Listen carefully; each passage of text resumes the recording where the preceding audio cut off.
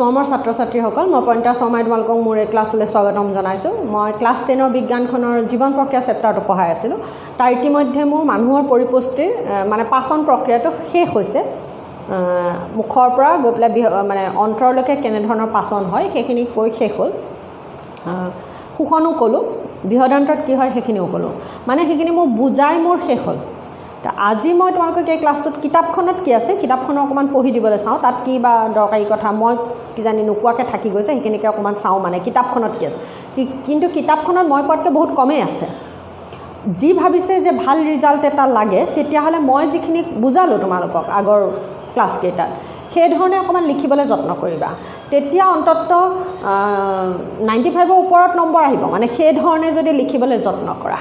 কিন্তু যি ভাবিছে যে নহয় মই এনেও মই গৈ পিছৰ পৰ্যায়ত ছায়েন্স নপঢ়োঁ, গতিকে মোক এতিয়া মানে পাছ কৰিলে হয় মই বিজ্ঞানটোত, তেতিয়াহ'লেতো কিতাপ মানে মই এতিয়া কিতাপখন পঢ়ি দিওঁ সেইসকলৰ কাৰণে যে যিসকলে এনেই মানে বহুত বেছি নম্বৰ নালাগে, যাক 90ৰ ওপৰত নালাগে সেই সাধাৰণকৈ কিতাপত থকাৰ নিচিনা লিখিলেই হ'ব। মই এতিয়া গতিকে কিতাপখন পঢ়োঁ, তাত কি কি আছে চাই যাওঁ, বা মই কিবা ক'বলৈ থাকি গ'ল নেকি মোৰ সেইখিনি মই অকণমান চাবলৈ যত্ন কৰোঁ।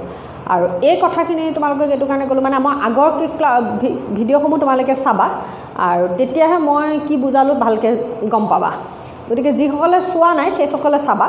আৰু সেইখিনি একাধিক্ৰমে চাবলৈ হ'লে তোমালোকে মোৰ চেনেলত যাবা, গৈ পেলাই এইটো বুলি কয় প্লে'লিষ্টত ক্লিক কৰি দিবা, যিটো পইণ্টা শৰ্মাৰ টিউটৰিয়েল সেই চেনেলটোত যাবা, গৈ পেলাই প্লে'লিষ্টত ক্লিক কৰি দিবা। তেতিয়া একাধিক্ৰমে গোটেই ভিডিঅ'সমূহ পাবা তোমালোকে যিটোৱে। আৰু ওপৰত মই ধুনীয়াকৈ দি থৈছোঁ কি পঢ়োৱা হৈছে ভিডিঅ'টোত কৰা, মানে সেই ভিডিঅ'টোত কি আছে ধুনীয়াকৈ দিয়া আছে। গতিকে বিচাৰি তোমালোকক যিকণেই লাগে বোলে যিটো এইটোকা মই ভালকৈ বুজা নাছিলোঁ, এইটোকা মই আকৌ চাব লাগে মোৰ অকণমান, তেনেকৈ তোমালোকে নিজে বিচাৰি উলিয়াবলৈ সুবিধা হোৱাকৈ মই তেনেকৈ দি থোৱা আছে। গতিকে সেইখিনি তোমালোকে চাবা, কিবা থাকিলে মোক তোমালোকে জনাবা যে বুজি পাইছা নে নাই পোৱা। বুজি নাপালেও জনাবা, মই আকৌ বুজাবলৈ যত্ন কৰিম, আৰু বুজি পালেও মোক জনাবা। তেতিয়া মোৰ আচলতে মই যিটো কষ্ট কৰি আছোঁ তোমালোকৰ কাৰণে সেইখিনি মোৰ অকণমান সাৰ্থক হ'ব, যে মই বুজাইছোঁ মোৰ কামটো কিবা এটাত মই সফল হৈছোঁ। গতিকে সেইখিনিয়ে তোমালোকক ক'লোঁ। আজি এতিয়া মই চোৱা কিতাপখন পঢ়ি দিবলৈ যত্ন কৰোঁ। কিতাপখন পঢ়োঁ বুলি কোৱাৰ লগে লগে আমি পেজ নাম্বাৰ মই এই 98 লৈছোঁ, মানুহৰ পৰিপুষ্টি। কি আছেনো চোৱাচোন, যে মানুহৰ পাচন নলীডাল মুখৰ পৰা পায়ুলৈকে বিস্তৃত এডাল দীঘল নলী। মই তাকে মুখৰ পৰা পায়ুলৈকে দেখিছা নহয়। মই কিন্তু কওঁতে তোমালোকক অংশখিনি ভালকৈ কৈছিলোঁ, মুখগহ্বৰ, ফেৰিংছ, ইছ'ফেগাছ এনেকৈ কৈ গৈছিলোঁ। মানে মাউথ, বাকেল কেভিটি, ফেৰিংছ, ইছ'ফেগাছ, পাকস্থলী, তাৰপিছত small intestine, large intestine, ক্ষুদ্ৰান্ত, বৃহদান্ত, দুঅডেনাম, jejunum, Ilium, তাৰপৰা কোলন, মলভাণ্ড, পায়ু এনেকৈ কৈছিলোঁ। গতিকে ইয়াত দিছে মানুহৰ পাচন নলীডাল মুখৰ পৰা পায়ুলৈকেহে বিস্তৃত এডাল দীঘল নলী। এই পাচন নলীৰ বিভিন্ন অংশসমূহ চিত্ৰত দেখুওৱা হৈছে। যে ইয়াৰ বিভিন্ন অংশসমূহ, এই চিত্ৰটো লাগিব আকৌ দেই, বিভিন্ন অংশসমূহ যে চিত্ৰত দেখুওৱা হৈছে এই চিত্ৰটো কিন্তু লাগিব। এই চিত্ৰটো ভালকৈ চাবা। আৰু লেবেল সদায় মই কৈছিলোঁ এটা ছাইডে সোঁফালে কৰে আৰু কৰি বাকচ এটা বনাবলৈ বুলি কৈছিলোঁ। মই আগৰ এটা ভিডিঅ'ত কথাটো কৈ থৈছোঁ, গতিকে চাবা। মানে ছবি আঁকিম, পেজ ভৰাই আঁকিম এটা পেজ, আৰু আঁকি সদায় সোঁফালে সমানকৈ লেবেল কৰিম, কৰি চাৰিওফালে এটা বাকচ বনাই তাত চিত্ৰ বুলি বাকচটোৰ ভিতৰত চিত্ৰ লিখিম। মানে বাকচটোৰ ভিতৰতে চব লিখা মেলা থাকিব লাগিব। আৰু সদায় সি কি হ'ব লাগিব, পেঞ্চিল ব্যৱহৃত হ'ব লাগিব, পেইন নহ'ব, ছবিত কোনো পেইনৰ ব্যৱহাৰ নহ'ব। গতিকে এই চিত্ৰটো ভালকৈ চাবা। আৰু সদায় মই কি ক'লোঁ, লেবেল সোঁহাতে এলাইনমেণ্ট একদম সমান হ'ব লাগিব। কি আছে যে এই পাচন নলীৰ বিভিন্ন অংশসমূহ চিত্ৰত দেখুওৱা হৈছে। ইয়াৰ বিভিন্ন অংশসমূহে বেলেগ বেলেগ কাৰ্য সমাধা কৰে। পাচন নলীত আহাৰ সোমোৱাৰ পাছত কেনেধৰণৰ পৰিৱৰ্তন ঘটে বাৰু, ইয়াৰ বিষয়ে আমি বিষয়ত আলোচনা কৰোঁ আহা। এয়া পঢ়িম এতিয়া। মানে কাৰ্যকলাপটোত কি দিছে যে দুটা টেষ্ট টিউব A আৰু Bত 1 ml ষ্টাৰ্চৰ দ্ৰৱ লোৱা। ষ্টাৰ্চ মানে শ্বেতসাৰৰ দ্ৰৱ ল'ব কৈছে, যিটোক অসমীয়াত আমি শ্বেতসাৰ কৈ আছোঁ। যে টেষ্ট টিউব Aত 1 ml মান লালতি মানে চেলাইভা মিহলি কৰি দিয়া, আৰু 20 পৰা 30 মিনিট সময়ৰ বাবে দুইটা টেষ্ট টিউব লৰচৰ নকৰাকৈ ৰাখি থৈ দিয়া। এতিয়া কেইটোপালমান আয়ডিনৰ দ্ৰৱ দুইটা টেষ্ট টিউবতে মিহলি কৰি দিয়া। এতিয়া কোনটো টেষ্ট টিউবৰ দ্ৰৱৰ ৰং সলনি হোৱা দেখিছা? যে এনেধৰণৰ ৰং সলনি হোৱাকৈ ষ্টাৰ্চ থকা বা নথকাটোৰ কি সূচাইছে এই পৰিৱৰ্তন ষ্টাৰ্চৰ ওপৰত লালতিৰ ক্ৰিয়া কেনেধৰণৰ হ'ব পাৰে বুলি ভাবা মানে আমি সেই ফটোচিনথেচিছৰ যেতিয়া পঢ়িছিলোঁ সালোক সংশ্লেষণ পঢ়িছিলোঁ তাত আমি আয়োডিনৰ মানে পত্ৰহৰিতৰ কাৰণে সালোক সংশ্লেষণৰ কাৰণে পত্ৰহৰিত লাগে যিটো প্ৰথম আমাৰ এক্সপেৰিমেণ্ট আছিলে তাত আমি কৈছিলোঁ আকৌ আয়োডিনে কি কৰে শ্বেতসাৰত যদি আয়োডিন দি দিয়া হয় তেতিয়াহ'লে সি কি হৈ যায় কজলা বৰণ হৈ যায় আৰু সিয়ে কি কৰে শ্বেতসাৰৰ উপস্থিতিক প্ৰমাণ কৰে এতিয়া কথা হ'ল দুটা টেষ্ট টিউব ল'লোঁ দুটা টেষ্ট টিউবত ষ্টাৰ্চ লোৱা হৈছে মানে শ্বেতসাৰ লোৱা হৈছে তাৰে এটাত লালতি দিয়া হৈছে আনটোত দিয়া নাই এতিয়া কথা হ'ল যিটোত লালতি দিম তাৰমানে সেই লালতি দি দিয়াটোত কি হ'ব লালতি মানে থুপ অলপ মিলাই দিয়া হ'ল সেই তাৰ লালতিত কি আছিলে চেলাইভাৰী এমাইলেজ আছিলে সি কি কৰিব শ্বেতসাৰখিনিক ভাঙি মাল্টোজ আৰু ডেক্সট্ৰিন কৰি পেলাব কিন্তু য'ত লালতি দিয়া নাই সেইখিনি শ্বেতসাৰ তেনেকৈ থাকিব গতিকে যিটোত আমি লালতিত দিয়া নাই সেইটোত কি হ'ব আয়োডিন দি দিয়াৰ লগে লগে কজলা বৰণ হ'ব আৰু ইটোত কি হ'ব সেই বৰণ দেখা নাযাব বুজি পাইছা বুলি ভাবিছোঁ কাৰণ দুটা টেষ্ট টিউব এটাত লালতি দিছোঁ এটাত নাই দিয়া যিটোত দিছোঁ তাত লালতিখিনিয়ে কি কৰিব শ্বেতসাৰখিনিক মাল্টোজ আৰু ডেক্সট্ৰিনলৈ পৰিৱৰ্তন কৰিব মই যেতিয়া মুখগহ্বৰ পাচন বুজাইছিলোঁ এমাইলেজ এনজাইমটোৰ কাম কি শ্বেতসাৰৰ ওপৰত ক্ৰিয়া কৰি মাল্টোজ আৰু ডেক্সট্ৰিন কৰে এমাইলেজ আমাৰ দুটা আছিলে এটা হ'ল অগ্নাশয় এমাইলেজ আৰু আনটো আছিলে চেলাইভাৰী এমাইলেজ দুঅডেনামতো এমাইলেজ ওলাই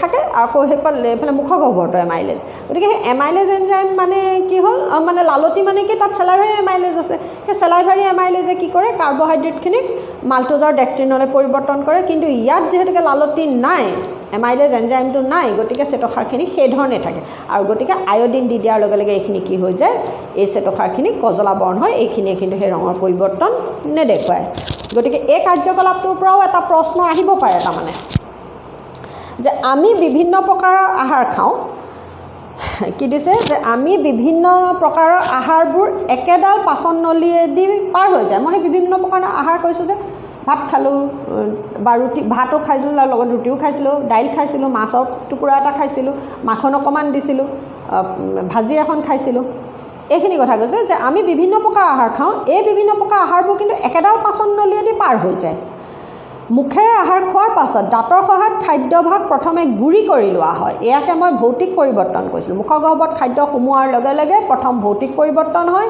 তাৰ পাছতহে ৰাসায়নিক পৰিৱৰ্তন সংঘটিত হয় স্বাভাৱিকতে আৰু সেই ভৌতিক পৰিৱৰ্তনৰ সময়ত দাঁত আৰু জিভাৰ সঞ্চালনৰ জৰিয়তে খাদ্যবস্তুখিনিক ভাঙি গুড়ি কৰা হয় সেয়া হৈছে খাদ্যৰ ভৌতিক পৰিৱৰ্তন মই যিটো আগৰ ভিডিঅ' আছে সেইটোত চাবা সেইখিনি ভালকৈ বুজাই থোৱা আছে যে স্বাভাৱিকতে খাদ্য গ্ৰহণ কৰাৰ পিছত খাদ্যভাগ ক্ষুদ্ৰতম কণালৈ পৰিৱৰ্তিত হোৱাটো নিতান্তই প্ৰয়োজন পাচন নলীৰ খাদ্যবস্তুৰ এনে পৰিৱৰ্তন দাঁতেৰে চুবাই কৰা হয় বেৰখন কোমল আৰু ইয়াৰ পৰা নিষ্কৰণ কৰা পাচক ৰসে আহাৰখিনি তিয়াই পিছল কৰি ৰাখে সেই পাচক ৰস হৈছে তাৰমানে লালতি মুখগহ্বৰৰ কথা কৈছে যে ইয়াৰ ফলত নলীৰ পশ্চাত অংশলৈ গতি কৰিবলৈ সহজ হয় মানে তিয়াই পিছল কৰি দিয়া মানে কি লালতিত থকা মিউচিনে খাদ্যবস্তুখিনিক পিছল কৰি গিলাত সহায় কৰে বুলি কৈছিলোঁ এইখিনি কেনেকৈ একদম চমুৱাই পেলাইছে দেখিছা ন গতিকে সেইখন অকণমান লিখিব লাগিব ভাল ল'ৰা ছোৱালীয়ে যে আমি যেতিয়া আহাৰ খাওঁ তেতিয়া আমাৰ মুখগহ্বৰত থকা পানীৰ লগতে মুখগহ্বৰৰ বেৰত থকা লালতি গ্ৰন্থি তিনি ধৰণৰ লালতি গ্ৰন্থি কৈছিলোঁ পেৰটিড ছাবমিক্সিলাৰী আৰু ছাবলিংগুৱেল নিঃসৰণ কৰা লালতিৰ লগত খাদ্য মিহলি হয় আৰু আমি জানো যে আমি খোৱা আহাৰ অতি জটিল প্ৰকৃতিৰ এই জটিল প্ৰকৃতিৰ আহাৰ পাচন নলীত পাচন হ'বলৈ হ'লে জটিল আহাৰ সৰল অৱস্থালৈ পৰিৱৰ্তন কৰাটো প্ৰয়োজন কিছুমান জৈৱ অনুঘটকৰ সহায়ত এই জটিল আহাৰক সৰলীকৰণ কৰা হয় এনে জৈৱ অনুঘটকবিলাকক উৎসেচক বা এনজাইম বুলি কোৱা হয় এইখিনিতে এটা মই তোমালোকক ইমান দিনে ভিডিঅ' কেইটাত কৈ আছোঁ যে উৎসেচক এনজাইম এইটো কি অকণমান মন দি শুনাচোন উৎসেচক বা এনজাইম হৈছে কি জৈৱ অনুঘটক বুলি কওঁতে আকৌ কি আহিলে আকৌ তোমালোকৰ মনলৈ প্ৰশ্ন আহিব এইটো জৈৱ অনুঘটকনো কি যেনেকৈ জৈৱ ৰাসায়নিক বিক্ৰিয়া কৈছিলোঁ মানে ৰাসায়নিক বিক্ৰিয়াবোৰ যদি জীৱদেহত হয় সি জৈৱ ৰাসায়নিক বিক্ৰিয়া মই আগৰ ভিডিঅ'বোৰত কোৱা হৈছে এতিয়া কথা হ'ল জৈৱ জৈৱ মানে জীৱদেহৰ অনুঘটক অনুঘটক মানে কি আছিলে এইটো এটা ৰসায়ন বিজ্ঞানৰ কেমেষ্ট্ৰিৰ এটা টাৰ্ম অনুঘটক কেটালিষ্ট যিটো কেটালিষ্ট মানে কি যে যিটো পদাৰ্থই এটা ৰাসায়নিক বিক্ৰিয়াৰ গতিবেগ নিয়ন্ত্ৰণ কৰে, প্ৰয়োজন হ'লে বঢ়াই দিব পাৰে, প্ৰয়োজন হ'লে কমাই দিব পাৰে। যি পদাৰ্থই এটা ৰাসায়নিক বিক্ৰিয়াৰ গতিবেগ স্পীডটো তাৰমানে স্পীড নিয়ন্ত্ৰণ কৰে, তেনে পদাৰ্থক নিয়ন্ত্ৰণ কৰে, কিন্তু বিক্ৰিয়াটোত ভাগ নলয়, তাৰ কোনো পৰিৱৰ্তন নহ'ব। কিন্তু সি জাষ্ট বিক্ৰিয়াটোক নিয়ন্ত্ৰণহে কৰি থাকিব, সি বিক্ৰিয়াটোত ভাগ নলয়। কিন্তু তেনে পদাৰ্থক কি বুলি কোৱা হয়? অনুঘটক বা কেটালিষ্ট বুলি কোৱা হয়। মানে যি পদাৰ্থই এটা ৰাসায়নিক বিক্ৰিয়াৰ গতিবেগ নিয়ন্ত্ৰণ কৰে কিন্তু নিজে বিক্ৰিয়াটোত ভাগ নলয়, তেনে পদাৰ্থক কি বুলি কোৱা হয়? অনুঘটক বুলি কোৱা হয়। আৰু এই অনুঘটক কেতিয়াবা বৰ্ধক অনুঘটক হ'ব পাৰে, যদি তাৰ স্পীডটো বঢ়ায় তেতিয়া সি বৰ্ধক অনুঘটক, আৰু যদি ৰাসায়নিক বিক্ৰিয়াটোৰ গতিবেগ কমাই দিয়ে তেতিয়াহ'লে সি বাধক অনুঘটক, বা যিয়েই নহওক মুঠতে সেয়া হৈছে অনুঘটক। আৰু সেই তেনেকুৱা কিছুমান অনুঘটক আমাৰ জীৱদেহতো থাকে। গতিকে জীৱদেহৰ যিসমূহ অনুঘটক, মানে জীৱদেহৰ যিবোৰ পদাৰ্থই জৈৱ ৰাসায়নিক বিক্ৰিয়াসমূহৰ গতিবেগ নিয়ন্ত্ৰণ কৰে কিন্তু জৈৱ ৰাসায়নিক বিক্ৰিয়াটোত ভাগ নলয়, পোনপটীয়াকৈ ভাগ নলয়, সেই তেনে পদাৰ্থক কি বুলি কোৱা হয়? জৈৱ অনুঘটক বুলি কোৱা হয়। আৰু তাক কি বুলি কোৱা হয়? উৎসেচক, বা মানে জৈৱ অনুঘটক বুলি নকৈ তাৰমানে তাক কি নাম দিয়া হৈছে? উৎসেচক, অসমীয়াত উৎসেচক, আৰু যাক ইংৰাজীত কি বুলি কোৱা হয়? এনজাইম। গতিকে অসমীয়াতে নিলিখি এনজাইম লিখিলেও শুদ্ধ, কাৰণ কলেজত গৈ সেইবোৰ উৎসেচক শব্দ সেইবোৰ নাহে, আৰু এনজাইমে ক'ব। গতিকে সেয়া হৈছে উৎসেচক বা এনজাইম। আৰু এই উৎসেচকসমূহ মানে এটা জৈৱ ৰাসায়নিক, মানে সাধাৰণতে লেবৰেটৰীৰ যিবোৰ ৰাসায়নিক বিক্ৰিয়া, কেমেষ্ট্ৰিৰ যিবোৰ বিক্ৰিয়া, চবতে অনুঘটক নাই। কিন্তু আমি এতিয়ালৈকে মই তোমালোকক যিখিনি পঢ়ালোঁ, যিটো চেপ্টাৰ পঢ়ালোঁ, সেই চেপ্টাৰ তোমালোকক মই অনুঘটক নেদেখুৱালোৱে, নাপালোৱে আমি। গতিকে লেবৰেটৰী কিছুমান ৰিয়েকশ্যনত বা ৰাসায়ন বিজ্ঞানৰ আমাৰ বিক্ৰিয়াবিলাকত ক'ৰবাতহে অনুঘটকৰ ব্যৱহাৰ আছে, সকলোতে অনুঘটক ব্যৱহাৰ নাই। কিন্তু জীৱদেহৰ প্ৰত্যেকটো ৰাসায়নিক বিক্ৰিয়াত, প্ৰত্যেকটো ৰাসায়নিক বিক্ৰিয়াত সাধাৰণতে কিহৰ প্ৰয়োজন হয়? অনুঘটকৰ প্ৰয়োজন হয়, অৰ্থাৎ জৈৱ অনুঘটক এনজাইমৰ প্ৰয়োজন হয়। এনজাইম নোহোৱাকৈ এটা জৈৱ ৰাসায়নিক বিক্ৰিয়া সংঘটিত নহয়। আৰু এই এনজাইমসমূহ সাধাৰণতে নাইট্ৰজেনযুক্ত যৌগ হয়। এই এনজাইমসমূহ সাধাৰণতে বুলি কৈছোঁ, গতিকে তাত হেৰিও ব্যতিক্ৰম থাকে, নাইট্ৰজেন জাতীয় যৌগ হয়। আৰু এইখিনি নোহোৱাকৈ তাৰমানে জৈৱ ৰাসায়নিক বিক্ৰিয়া সংঘটিত হ'ব নোৱাৰে। গতিকে এইকণত মই কিতাপ পঢ়িলোঁ, চোৱা, সেইটো ওলালে। মই বুজাই থাকোঁতে মোৰ মনলৈ আহিছে যে অনুঘটক এনজাইম কৈ আছোঁ, এইটো ক'ব লাগিব। মই তেতিয়াই ভাবি থৈছোঁ যে কিতাপখন যেতিয়া পঢ়িম তেতিয়াই বুজাম, কাৰণ এই এনজাইম শব্দটো এই চেপ্টাৰটো আৰম্ভ কৰোঁতেও একদম আৰম্ভণিতে আছিলে। মানে পৰিপুষ্টি যে পঢ়িছিলোঁ, পৰিপুষ্টিতেই আছিলে। তেতিয়া মই কিতাপখন নপঢ়িলোঁ কাৰণে সেইখিনি অকণমান থাকি গ'ল। গতিকে এয়া হ'ল এনজাইম। বুজি পাইছা বুলি ভাবিছোঁ। এনজাইম কাক বোলে বা উৎসেচক কাক বোলে বুলি লিখিব লাগিব। যি পদাৰ্থই জৈৱ ৰাসায়নিক বিক্ৰিয়াসমূহৰ গতিবেগ নিয়ন্ত্ৰণ কৰে কিন্তু বিক্ৰিয়াটো জৈৱ ৰাসায়নিক বিক্ৰিয়াটোত পোনপটীয়াকৈ অংশগ্ৰহণ নকৰে, তেনে পদাৰ্থসমূহক কি বুলি কোৱা হয়? জৈৱ অনুঘটক বুলি কোৱা হয়, অৰ্থাৎ উৎসেচক বা এনজাইম বুলি কোৱা হয়। যে লালটিত থকা এনে উৎসেচক হ'ল, এবাৰ আকৌ ইয়ালৈ আহিলোঁ দেই ঘূৰি, যে লালটিত থকা এনে উৎসেচক হ'ল লালটি এমাইলেজ। মই যাক লালটি এমাইলেজ টাইলিন কৈছিলোঁ, তাৰপৰা লাইচোজাইম এটাও কৈছিলোঁ, সি বীজাণু ধ্বংস কৰে, প্ৰধানকৈ বেক্টেৰিয়া ধ্বংস, আৰু মিউচিন। তাৰে ভিতৰত তাৰমানে লালটি এমাইলেজ এনজাইম। আৰু সি কি কৰে? ইয়াৰ সহায়ত মুখগহ্বৰত খাদ্যৰ চেতসাৰ অংশ ভাঙি সৰল শ্ৰেণীলৈটো ঠাইত কি হ'ব? মাল্টোজ আৰু ডেক্সট্ৰিনলৈ পৰিৱৰ্তিত হয়। আহাৰ চুবাই থাকোঁতে জিভাৰ সহায়ত লালটিৰ লগত মিহলাই দিয়া হয়। যে অপাচিত খাদ্যখিনি, যিখিনি খাদ্য পাচন নহ'ল, তাৰমানে অপাচিত খাদ্যখিনি পাচন নলীৰ নিৰ্দিষ্ট লয়যুক্ত সংকোচনৰ দ্বাৰা সি যাবলৈ লাগিব নহয়, কিবা এটা সংকোচন প্ৰসাৰণ, যে লয়যুক্ত সংকোচনৰ দ্বাৰা পাচন নলীৰ পশ্চাৎ অংশলৈ, পিছৰ অংশলৈ গতি কৰে। এনেধৰণে গোটেই পাচন নলীতে, একদম এটা দৰকাৰী আকৌ এইখিনিতে 1 নম্বৰ প্ৰশ্ন, এনেধৰণে গোটেই পাচন নলীতে, মুখগহ্বৰৰ পৰা একদম পায়ুলৈকে, তাৰমানে পাচন নলীতে পেৰিষ্টেলটিক নামৰ বিশেষ গতিৰে খাদ্যাংশ পশ্চাৎ দিশলৈ গতি কৰে। খাদ্যবস্তু গিলাত কোনে সহায় কৰিলে? পিছল কৰি দিলে মিউচিনে। গতিকে মই গিলি দিলোঁ, সেই গিলি দিয়া অংশ বলাছ, কিন্তু সেই গিলি দিয়াৰ লগে লগে সি ফেৰিংছ ইছ'ফেগাছেদি পাৰ হৈ সি নিজে নিজে গৈ থাকিব লাগিব নহয়। মই এইখিনিতে যদি গিলি দিলোঁ, তাৰপিছৰখিনিত কি হ'ব? তাৰপিছৰখিনিত কি হ'ব? খাদ্যনলীডালৰ এটা লয়বদ্ধ মানে সংকোচন প্ৰসাৰণৰ জৰিয়তে কি হয়, খাদ্যবস্তুখিনি তললৈ গতি কৰি থাকে, সি ৰৈ নাথাকে আৰু গৈ থাকে। সেই গতিটোক কি বুলি কোৱা হয়? পেৰিষ্টেলটিক মুভমেণ্ট বুলি কোৱা হয়। ইংৰাজী অসমীয়াকৈ পেৰিষ্টেলটিক গতি বা ইংৰাজীতকৈ পেৰিষ্টেলটিক মুভমেণ্ট বুলি কোৱা হয়। একদম আহি থকা এটা প্ৰশ্ন, একদম দাগ মাৰি ল'ব। মানে কেনেকৈ খাদ্যবস্তু পাকস্থলী মানে পাচন নলীত এটা অংশৰ পৰা আন এটা অংশলৈ গতি কৰে। সেইটো কি? পেৰিষ্টেলটিক গতিৰ বাবে সি গতি কৰে। যে মুখগহ্বৰৰ পৰা খাদ্যৰ মিশ্ৰণ, এবাৰ মুখগহ্বৰৰ পৰা খাদ্যৰ মিশ্ৰণ ইছ'ফেগাছেদি পাকস্থলী, সেয়া দেখিছা নহয়, ফেৰিংছ ইছ'ফেগাছেদি গৈ পাকস্থলীত প্ৰৱেশ কৰে। আৰু সেইখিনি কি বুলি কোৱা হয়? বোলাছ বুলি কোৱা হয়। যে মুখগহ্বৰৰ পৰা খাদ্যৰ মিশ্ৰণ ইছ'ফেগাছেদি খাদ্যৰ মিশ্ৰণ অৰ্থাৎ বোলাছ অংশ তাৰমানে ইছ'ফেগাছেদি পাকস্থলীত প্ৰৱেশ কৰে।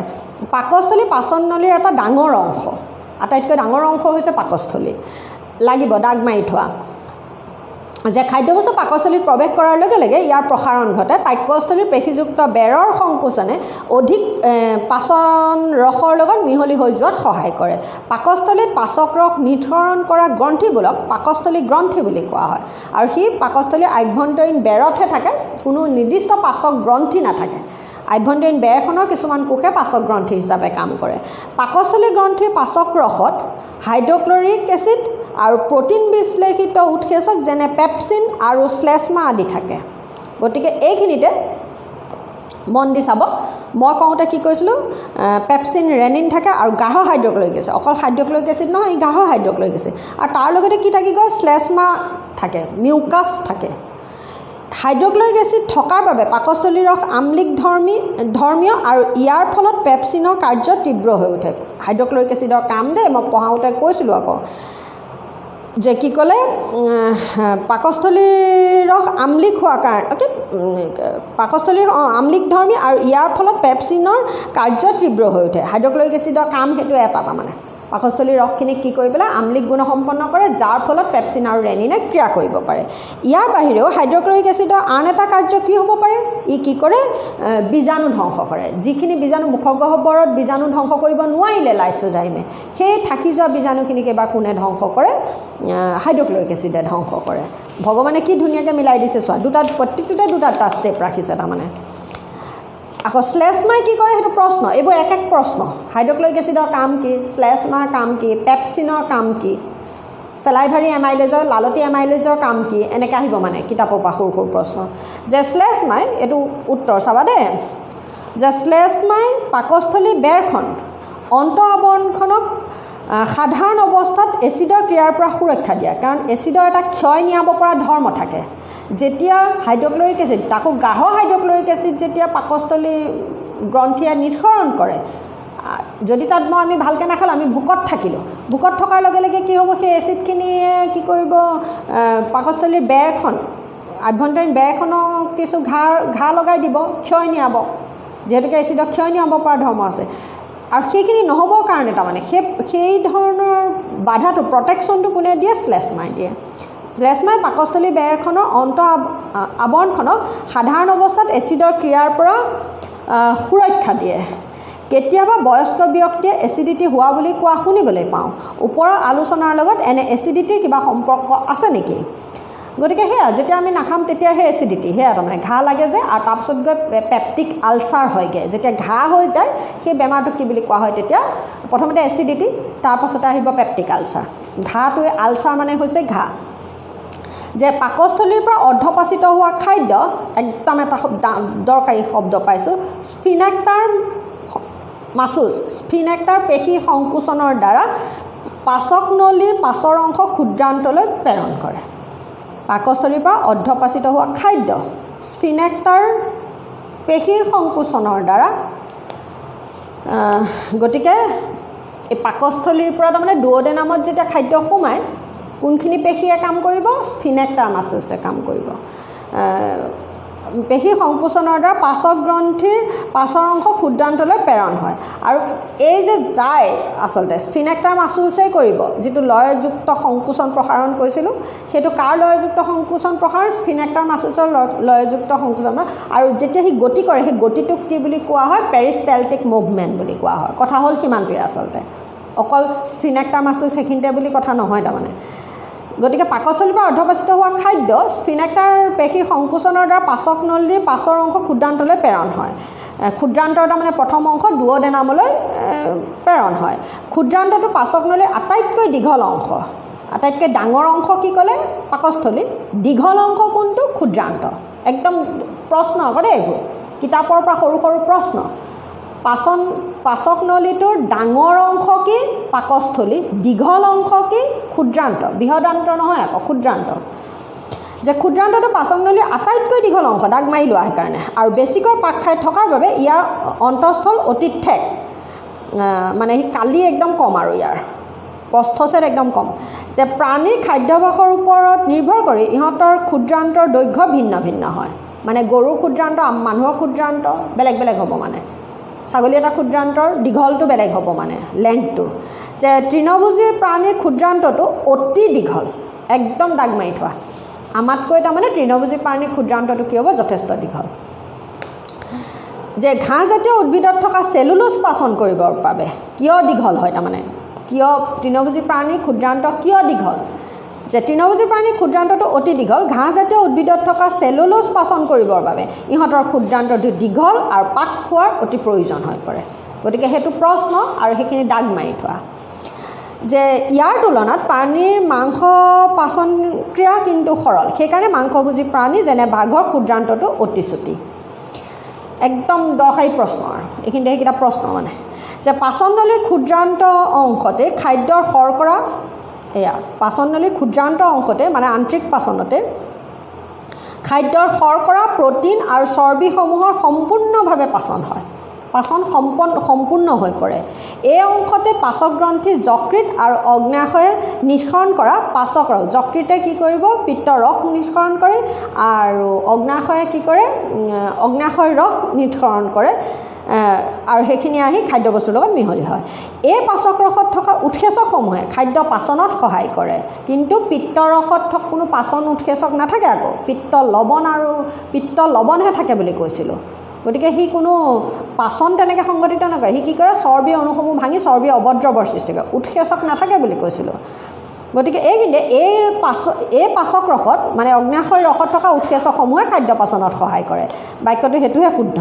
পাকস্থলীৰ পৰা অহা অৰ্ধপাচিত খাদ্য আম্লিকধৰ্মী হোৱাৰ কাৰণে অগ্নাশয় ৰসৰ উৎসেচকে ইয়াক ক্ষাৰকীয় কৰে অগ্নাশয় ৰসে ইয়াক ক্ষাৰকীয় নকৰে আকৌ বাক্যটো ভুল হৈ আছে কোনে ক্ষাৰকীয় কৰে পিত্ত ৰসেহে তাক কি কৰে প্ৰশমিত কৰে ক্ষাৰকীয় কৰে বুলি কথা নাই পিত্ত ৰসে তাক কি কৰে এচিড গুণসম্পন্ন খাদ্যখিনিক প্ৰশমিত কৰে যে অগ্নাশয় ৰস এইটো এই বাক্যটো বৰ শুদ্ধ হৈ থকা নাই একোকেইটা মানে যে অগ্নাশয় ৰসৰ উৎসেচকে ইয়াক ক্ষাৰকীয় কৰে এতিয়া যকৃতৰ পৰা নিষ্কাশিত পিত্ত ৰসে খাদ্যৰ চৰ্বি অংশত ক্ৰিয়া কৰে বাক্যটো বৰ শুদ্ধ নহয় আকৌ বাৰে বাৰে কৈছোঁ পিত্ত ৰসে তাক প্ৰশমিত কৰিব আৰু পিত্ত লৱণে তাক কি কৰিব চৰ্বি অৱদ্ৰৱৰ সৃষ্টি কৰিব আৰু তেতিয়া অগ্নাশয় ৰসে থকা এনজাইমসমূহে ক্ৰিয়া কৰিব পাৰিব যে ক্ষুদ্ৰান্তৰ খাদ্যাংশৰ চৰ্বি অণুৰ আকাৰ বৃহৎ আৰু খণ্ডযুক্ত আৰু ইয়াক উৎসেচকে সহজে ক্ৰিয়া কৰিব নোৱাৰে পিত্ত লৱণৰ উপস্থিতিত সেয়া পিত্ত লৱণ আহি গ'ল আকৌ দেখিছা নহয় পিত্ত ৰসত থকা পিত্ত লৱণ তাৰমানে পিত্ত লৱণৰ উপস্থিতিত চৰ্বি অণুসমূহ সৰল অণুলৈ ৰূপান্তৰিত হয় চৰ্বি অণুবোৰৰ চৰ্বি অৱদ্ৰৱলৈ এই সৰল চৰ্বি অণুসমূহৰ ওপৰত উৎসেচকে সহজে ক্ৰিয়া কৰিব পাৰে ক'ৰ উৎসেচকে অগ্নাশয় ৰসত থকা উৎসেচকে ক্ৰিয়া কৰিব পাৰে আমি অধ্যায় 4ত শিকি অহা চাবোনৰ ইমালচিফিকেশ্যনৰ দৰে এই ক্ৰিয়া প্ৰায় একেধৰণৰ হয় মানে পিত্ত লৱণে যে চৰ্বি অণুসমূহ ভাঙি চৰ্বি অৱদ্ৰৱৰ সৃষ্টি কৰিছে সেই প্ৰক্ৰিয়াটোক কি বুলি কোৱা হয় ইমালচিফিকেশ্যন বুলি কিন্তু আমি কেমেষ্ট্ৰি চেপ্টাৰ এটাত পঢ়িম যে অগ্নাশয় গ্ৰন্থিয়ে নিষ্কৰণ কৰা অগ্নাশয় ৰসত প্ৰ'টিন বিশ্লেষী উৎসেচক ট্ৰিপচিন সেয়া ট্ৰিপচিন কাইম'ট্ৰিপচিন কাৰ্বক্সিপেপটিডেজ এয়া ইয়াত লিখাই আছে ট্ৰিপচিন কাইম'ট্ৰিপচিন কাৰ্বক্সিপেপটিডেজ অকল ট্ৰিপচিন নহয় কিন্তু আগতে তোমাক কিন্তু ট্ৰিপচিন শব্দটো দিছে, গতিকে লিখিব লাগিব যে অগ্নাশয় ৰসত প্ৰ'টিন বিশ্লেষী উৎসেচক ট্ৰিপচিন আৰু ইতিমধ্যে সৰলিখিত চৰ্বি বিশ্লেষী উৎসেচক লাইপেজ, এয়া অগ্নাশয় লাইপেজ থাকে। ক্ষুদ্ৰান্তৰ বেৰত থকা সৰু গ্ৰন্থিবোৰে, ক্ষুদ্ৰান্তৰ বেৰত থকা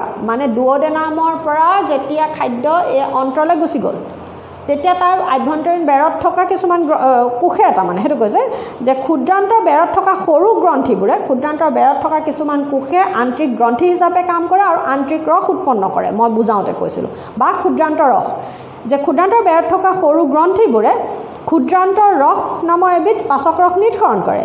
ইয়াত থকা যিটো ইণ্টেষ্টাইনেল জুচ বুলি কোৱা, ইয়াত থকা উৎসেচকে অৱশিষ্ট প্ৰ'টিন অংশক সৰল এমিনো এচিডলৈ, অৱশিষ্ট প্ৰ'টিন অংশ মানে প্ৰ'টিনৰ যিখিনি ডাইপেপটাইড ট্ৰাইপেপটাইড হৈছিলে সেইখিনি এমিনো এচিডলৈ পৰিৱৰ্তন কৰে। শৰ্কৰাসমূহক গ্লুক'জলৈ, যিখিনি মাল্টোজ ডেক্সট্ৰিন হৈ আছিলে সেইখিনি গ্লুক'জলৈ, মানে এইখিনিতে মই কৈছিলোঁ এয়া আন্তৰিক ৰসত কি থাকে, প্ৰ'টিন বিশ্লেষী ৰিপচিন থাকে। এইখিনিয়ে কি ক'ব, যিখিনি ডাইপেপটাইড ট্ৰাইপেপটাইড হৈছিলে সেইখিনি এমিনো এচিডলৈ, লিপিড বিশ্লেষী লাইপেজে কি কৰিব, চৰ্বিৰ যিখিনি ৰৈ যোৱা অৱদ্ৰৱ আছিলে সেইখিনিৰ ওপৰত ক্ৰিয়া কৰি ফেটি এচিড আৰু গ্লিচাৰল কৰিব।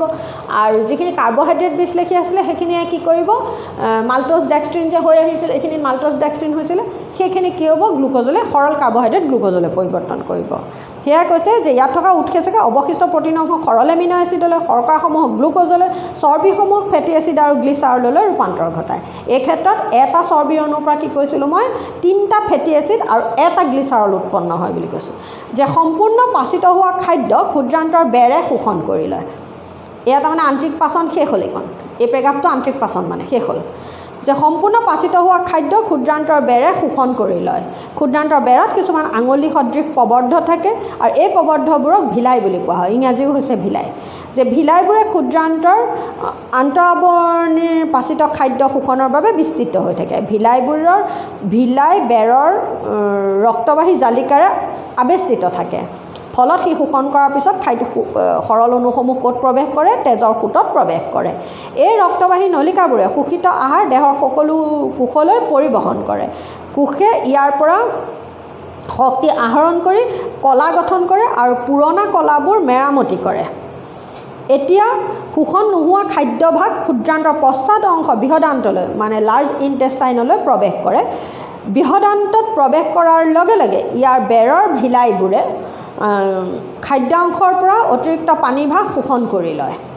ইয়াৰ পাছত শোষণ নোহোৱাকৈ ৰৈ যোৱা পদাৰ্থখিনি মলভাণ্ডত জমা হয়, মানে বৃহদান্তৰ প্ৰথম অংশ কোলনত পানী শোষণ হ'ব, মলভাণ্ডত সেইখিনি জমা হ'ব আৰু পদাৰ্থখিনি সময়ে সময়ে কি হ'ব, পায়োৱেদি দেহৰ পৰা মল হিচাপে নিষ্কাশিত হয়।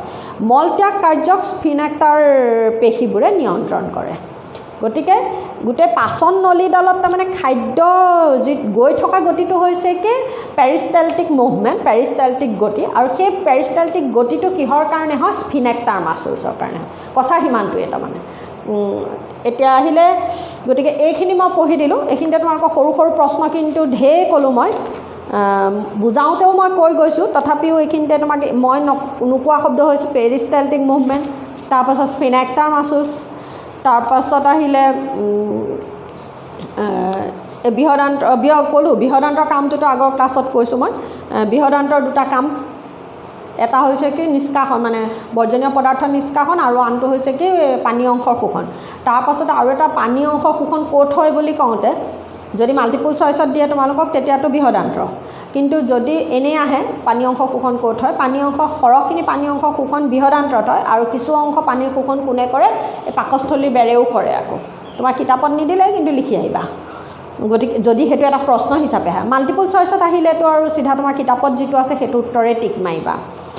তাৰপাছতে আহিলে দন্তক্ষয়, এইকণো পঢ়িয়ে দিওঁ আৰু 1 নম্বৰ পেজটো, যে অধিক জানিব পাৰে যে দাঁতৰ এনামেল আৰু ডেণ্টাইন, কেইবাটাও সৰু সৰু প্ৰশ্ন আছে আকৌ দেই এই বাকচটোৰ ভিতৰতো, যে দাঁতৰ এনামেল আৰু ডেণ্টাইন অংশ লাহে লাহে কোমল হোৱাৰ ফলত দাঁত ক্ষয় হ'বলৈ ধৰে। কি ক'লে, দাঁতৰ এনামেল আৰু ডেণ্টাইন অংশ লাহে লাহে যদি কোমল হৈ মানে ক্ষয় যায়, তেতিয়া সেয়া হৈছে মানে আচলতে দন্তক্ষয়।